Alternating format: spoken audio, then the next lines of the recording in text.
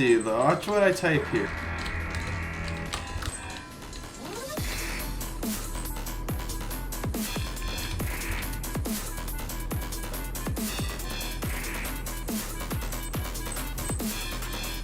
I mean, look at this.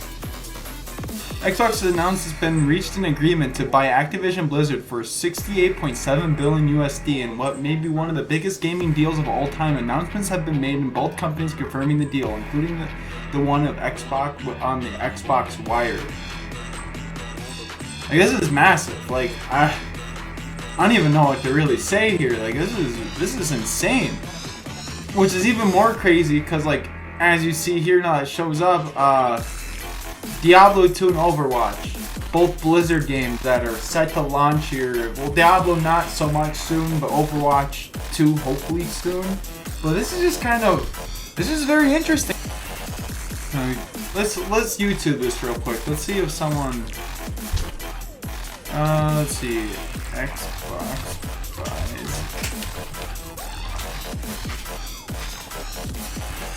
And following reports, Microsoft has now officially announced it has acquired Activision Blizzard in a deal said to be valued at nearly $70 billion. And to think, just a couple weeks ago, we thought the Take-Two and Zynga deal was going to be the largest acquisition of the year. In a statement, Xbox boss Phil Spencer said, quote, "We are incredibly excited to have the chance to work with the amazing, talented, dedicated people across Activision Publishing." Let me go back for a second. See this face right here?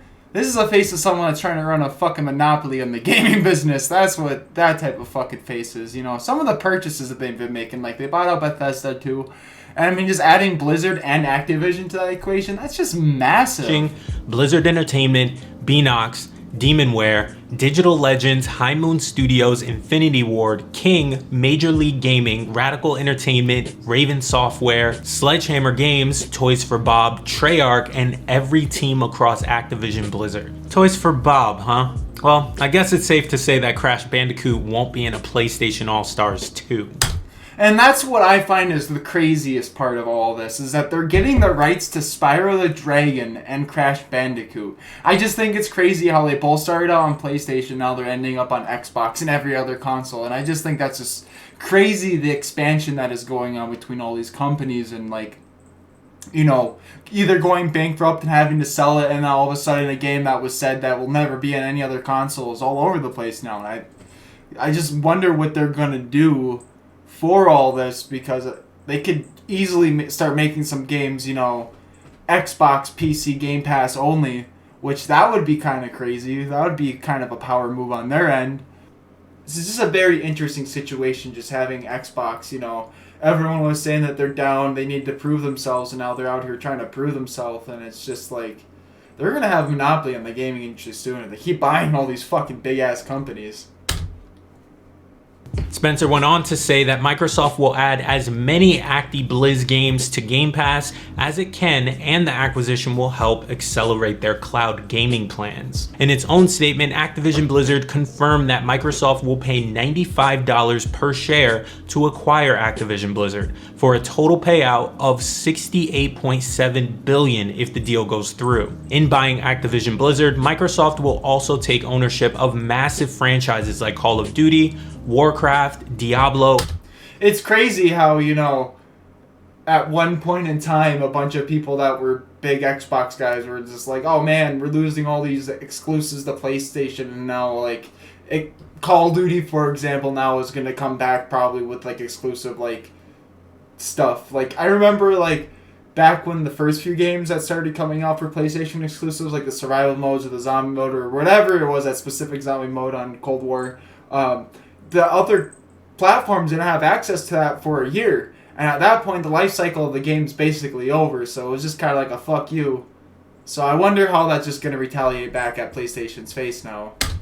And Overwatch, as well as Activision Blizzard's esports endeavors. That means Microsoft will have a total of 30 internal game development studios following the acquisition. As a part of the buyout, Microsoft shared an image of the quote gaming leadership team, with Phil Spencer at the top as CEO of Microsoft Gaming. Until the deal closes, Microsoft and Activision Blizzard will act independently. If and when it does close, the Activision Blizzard team will report to Phil. Activision Blizzard CEO Bobby Kotick, who has been in the middle of ongoing lawsuits regarding sexual harassment and discrimination, will remain CEO of Activision Blizzard. However, according to the Wall Street Journal, the companies have agreed that Bobby will depart once the deal closes. The site goes on to say Kotick told Microsoft he will, quote, always be available to ensure that we are going to have the very best integration. In his statement, Spencer said, quote, we deeply value individual studio cultures. We also believe that creative success and autonomy go hand in hand with treating every person with dignity and respect. We hold all teams and all leaders to this commitment. We're looking forward to extending our culture of proactive inclusion to the great teams across Activision Blizzard. Microsoft's proposed acquisition of Activision Blizzard is subject to the standard closing conditions and a regulatory review, as well as an approval from Activision Blizzard's shareholders. The deal has already been approved by the board of directors at Microsoft and Activision Blizzard. If all goes according to plan, the deal is expected to close in fiscal year 2023. So what do you think of this news, and should PlayStation be worried? Let me know in the comments. Yeah, I mean, PlayStation definitely should be worried. They kind of got themselves in a spot here. Like, for the longest time when I was pissed off when I only had a PlayStation, I was always so pissed off, like, hearing all my Xbox and PC friends being able to play with each other. Like, that pissed me off for the longest time, because PlayStation was just being fucking little bitches about everything, because, you know, what happened with the 360 and the PS3, how was the reverse situation, but, like, I don't know, this is pretty massive on Xbox's part. Like, this is massive.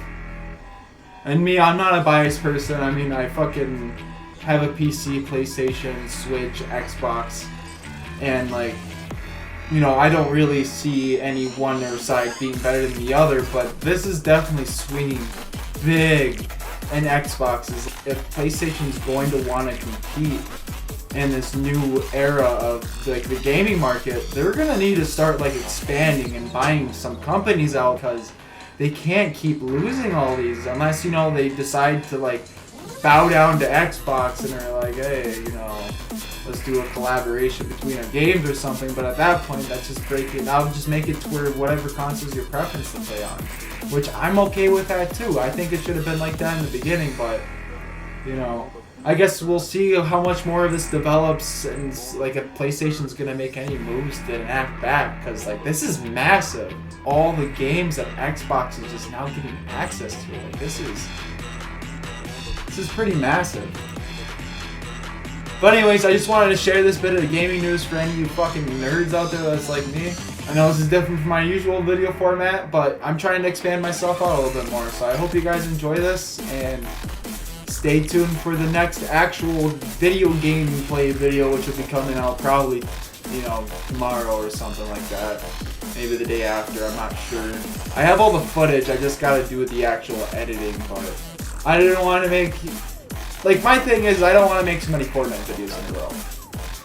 You know, there was that one point in time where I was like, yo, I don't really want to make Fortnite videos anymore, and then, you know, I refound my love for the game, and now I'm making more.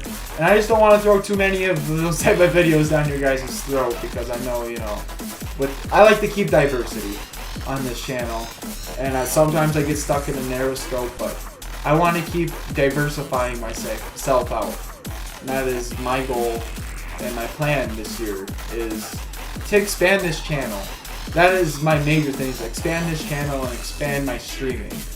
And if you haven't checked out any of my Discord streams I've only had a couple, not Discord, and if you haven't checked out any of my Twitch streams, I would suggest to do so. It's just, you know, me chilling, playing some games with my friends, you know, whatever. It's just filler content between me making videos, and if, like, you know, I get more people engaged in me watching streams on that, like, that would be awesome. That would be cool. Like, that would just be cool.